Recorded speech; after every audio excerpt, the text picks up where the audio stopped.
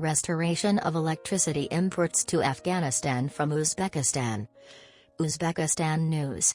The Afghanistan Breshna Sherkat (DABS) reported that electricity imports from Uzbekistan to Afghanistan have been restored, and power has returned to normal.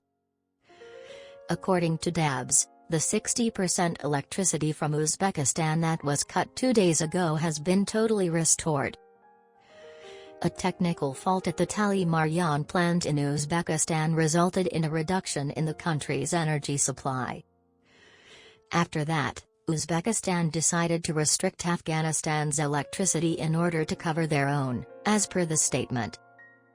Meanwhile, Hekmatullah Maiwandi, a spokesman for DABS, stated that Uzbekistan's energy to Afghanistan was fully connected at 7 a.m. on Wednesday. Afghanistan still imports up to 80% of its electricity from Central Asian countries and generates barely 20% of its own electricity.